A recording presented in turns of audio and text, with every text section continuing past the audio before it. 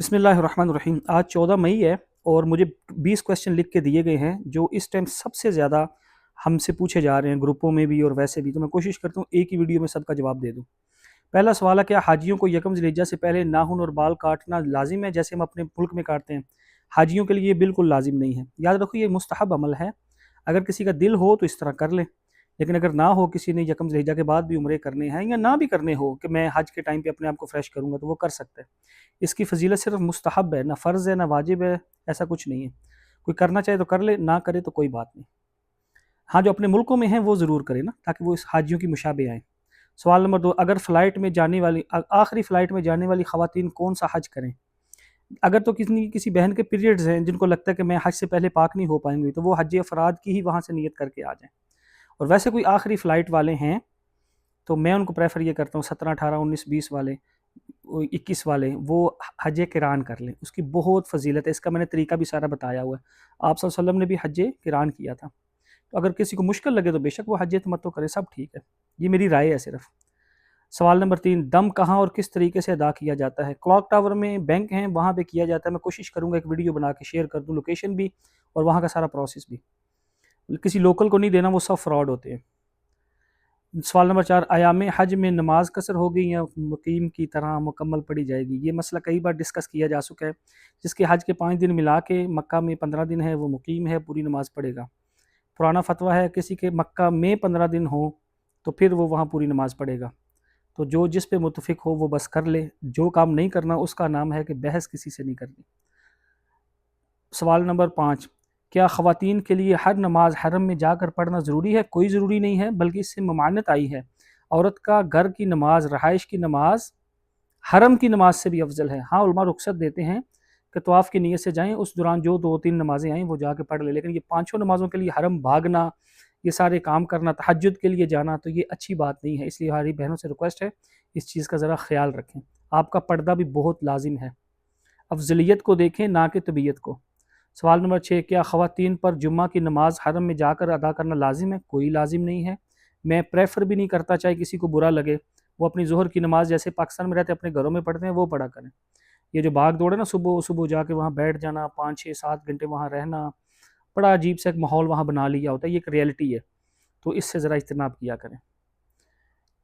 سوال نمبر 7، کیا ہوٹل کے مصلی میں خواتین کی نماز ہماری بہنیں نا اپنے روم سے نکل کے نا جو بلڈنگ میں مصلی ہیں وہاں جا کے نماز پڑھتی ہیں، پتہ نہیں ایسا کیوں۔ ہاں، اگر کسی کے پاس روم میں جگہ نہیں ہے، جبکہ ایسا نہیں ہے، تو پھر وہ مجبوری کے تحت جا کے پڑھ لیں، ورنہ وہ کیا کرنے جاتے ہیں مصلی پہ؟ وہاں مرد بھی ہوتے ہیں، بے شک وہ سیپریٹ ہوتے ہیں، تو آپ اپنے روم میں نماز پڑھا کریں، آپ کی وہ افضلیت زیادہ ہے۔ آپ صلی اللہ علیہ وسلم فرمایا، مفہوم ہے صحن سے کمرے کی نماز بہتر ہے، کمرے سے کونے کی نماز بہتر ہے، تو اس کا ذرا خیال رکھیں۔ اور اسی طرح پردے میں یہ بھی خیال رکھیں کہ جب کھانا کھانے جائیں تو وہاں بھی پردے کا خیال رکھیں، وہاں لیڈیز کے لیے الگ جگہ ہے، اگر کوئی کپل گئے ہوئے ہیں تو بھائی الگ کھانا کھا لیں، بہنیں الگ کھانا کھا لیں، نہ کہ مردوں کے بیچ میں بیٹھیں، اس کا خیال رکھیں۔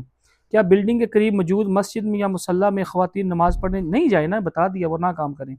بعض خواتین بیٹھے بیٹھے حرم میں مٹی سے یا کسی بھی جگہ سے تیمم کر لیتی ہیں، تو وہ تیمم بالکل نہیں ہوتا، وہ پانی وہاں موجود ہوتا ہے، اگر کوئی مطاف میں بھی ہو تو وہ وضو پانی سے کرے، یہ تیمم ایسی شرطوں پہ نہیں آتا، تو جو اس طرح کریں گے ان کی نماز نہیں ہوگی۔ سوال نمبر 10، اگر طواف کے بعد 2 رکعت نفل پڑھنا بھول جائیں تو بعد میں کب ادا کریں؟ جب یاد آ جائیں تبھی ادا کر لیں، چاہے پاکستان جا کے بھی یاد آ جائیں، ہوٹل میں آ کے بھی یاد آ جائیں، کہیں بھی آئیں کر لیں۔ اگر مکروہ ٹائم میں آپ طواف کر رہے ہیں فجر کے بعد یا عصر کے بعد، تو جب ٹائم ختم ہو، مغرب کے بعد طواف یا اشراق کے بعد نفل پڑھ لیا کریں، بے شک اس کے دوران اگر کوئی نفلی طواف کر رہا ہے تو 3 4 اکٹھے بھی کر سکتا ہے، بعد میں 2 2 کر کے نفل پڑھ لے گا۔ اگر کوئی عمرہ کر رہا ہے تو بے شک سارا عمرہ کمپلیٹ ہو جائے، حلق بھی کلوا لیں، اس کے بعد بھی آپ نفل پڑھ سکتے ہیں، لیکن نفل پڑھنے لازمی ہے، ہر طواف کے بعد نفل پڑھنا واجب ہے۔ سوال نمبر 12، کیا مرحومین جو فوت شدہ ہیں ان کی طرف سے طواف اور عمرہ کیا جا سکتا ہے؟ زندہ مردہ دونوں کے لیے عمرہ کیا جا سکتا ہے، یاد رکھنا، یہ نفلی عبادت میں قید نہیں ہے، تو کیا ہاں ایک عمرہ ایک کے نام کا ہوگا۔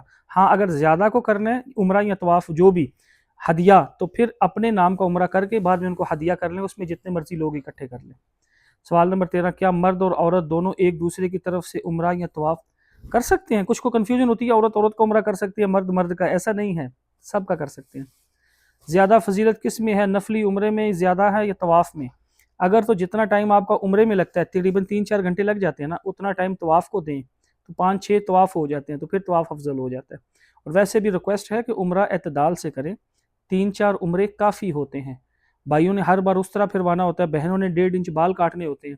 اگر آپ 10 12 15 عمرے کرنے جاتے ہو تو سب سے پہلے تو بہنوں کے بال اتنے چھوٹے رہ جائیں گے وہ مردوں کی مشابہ آئیں گے، جس سے منع کیا گیا۔ تو آپ زیادہ طواف کو ٹائم دے لیں، اور مرد بھی اس چیز کا خیال رکھیں کہ 3-4 عمرے کافی ہوتے ہیں۔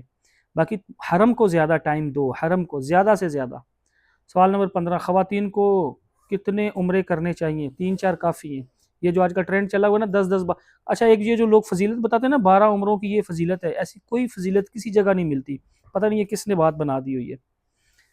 اور ایک اور بھی بات ہے، کچھ لوگ کہتے ہیں کہ ایک سفر میں ایک ہی عمرہ ہوتا ہے کیونکہ اللہ کے نبی نے ایک عمرہ کیا تھا۔ یاد رکھیں اللہ کے نبی نے ایک عمرہ کیا تھا بے شک، لیکن اس کی ممانت نہیں ہے، صحابہ سے ملتا ہے انہوں نے زیادہ عمرے کیے ہوئے ہیں، تو آپ کر سکتے ہیں۔ ماسٹر عائشہ سے بھی عمرہ ہوتا ہے، جو بولے ماسٹر عائشہ سے نہیں ہوتا یا لیڈیز کے لیے مخصوص ہے اس کو بولو کہ بھائی بس کر دو، نہ تنگ کرو، جدھر سے آپ کا دل مطمئن ہے آپ وہاں سے کریں، ماسٹر عائشہ سے، جرانہ سے، حدیبیہ سے، جدہ سے، کہیں بھی سے بھی کرو۔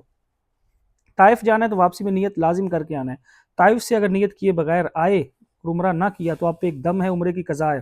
اگر اس کے بعد آپ نے حل ماسر عائشہ جرانہ سے عمرہ کر لیا تو وہ دم پکا ہو جائے گا۔ دم اتارنے کا ایک ہی طریقہ ہے کہ واپس طائف جاؤ، وہاں سے نیت کر کے آؤ۔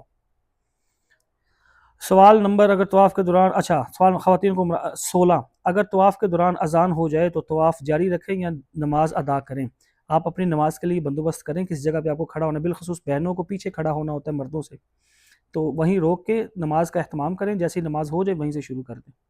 سوال نمبر 17، حاجیوں کو قربانی ہونے کی اطلاع کیسے ملے گی؟ آپ کو آپ کے معاون بھی بتا دیں گے، میں بھی بتا دوں گا، اور ایک دن پہلے آپ کو پتہ چل جائے گا۔ کیا مرد بھی ماسر عائشہ تنعیم سے عمرہ کر سکتے ہیں؟ جی کر سکتے، کیوں نہیں کر سکتے؟ کیا ماسر عائشہ سے صرف خواتین ہی عمرہ؟ ایسی کوئی بات نہیں ہے۔ مطاف میں چادریں اوڑھ کر جانا بہتر ہے یا بغیر چادروں؟ بغیر چادروں کے وہ جانے نہیں دیں گے، چادروں میں جانا چاہے مرد ہو یا عورت، یہ دھوکہ ہی ہے، اس میں کوئی دو رائے نہیں۔ کوئی جو کہتا ہے دھوکہ نہیں تو اس کو بولو چادروں کے بغیر جاؤ، تو پھر دھوکہ نہیں ہے۔ تو یاد رکھیں، جو بھی بالخصوص ہماری بہنیں بھی اس چیز کا خیال رکھیں، وہ سمجھتی ہیں کہ ہم تو اپنے کپڑوں میں ہی ہیں تو ہم تو بس ایسے ہی چلی جاتی ہیں، تو یاد رکھو یہ آتا تو دھوکے کے ضمن میں ہے۔ جب رش نہیں تھا تو ٹھیک ہے آپ چلے گئے، کسی نے بوسہ لے لیا، کسی نے حجر اسود مطلب بیت اللہ کو ہاتھ لگا لیا، لیکن اب رش ہونا شروع ہو گیا تو آپ طواف چھت پہ کر سکتے ہیں، باقی جگہوں کا خیال رکھ لیں۔ باقی جو حاجی آ رہے ہیں ان کا بھی حق ہے اس چیز کا، بالخصوص آپ سب خیال رکھیں۔ اسی طرح ایک سوال ہے کہ جو آپ کی بلڈنگوں میں، یہ سوال بھی ویسے میرے خیال سے اتر گیا تھا، حج سکھانے آ رہے ہیں وہ اکثر آپ کو آ کے بول دیتے ہیں کہ آپ نے وہاں ہر حال میں پوری ہی نماز پڑھنی، قصر ہی کرنا ہے، تو یاد رکھو یہاں جتنے بھی ہیں وہ حاملہ ہیں، ان کا مسئلہ یہی ہے، آپ نے ایسا نہیں کرنا، آپ کو جو چیز سکھا کے بھیجی گئی ہے، مسافر ہو تو مسافر والی، مقیم ہو تو مقیم والی، وہ کرنا ہے۔ یہاں سے بہت سارے مسلک آپ کو ملے، کیونکہ یہاں تو ہر طرح کا مسلک ہے نا، حنبلی ہے، شافعی ہے، مالکی ہے، آپ حنفی ہیں، تو ان چیزوں کو یاد رکھو، جب وہ اپنی چیز نہیں چھوڑتے، پورے تسلسل سے چلتے ہیں، تو آپ اتنی جلدی تتر بٹیر بھاگ کے یا کنفیوز کیوں ہو جاتے ہیں؟ اس کی صرف ایک وجہ ہے کہ ہم وہاں رہتے ہوئے ان عملوں کی فکر نہیں کرتے، تو حالانکہ 7-8 ماہ سے ہم آپ کو چیز یہ پڑھا رہے ہیں، سکھا رہے ہیں، سمجھا رہے ہیں، پھر بھی اگر یہ کنفیوژن رہے تو یہ بڑی نقدری والی بات ہے۔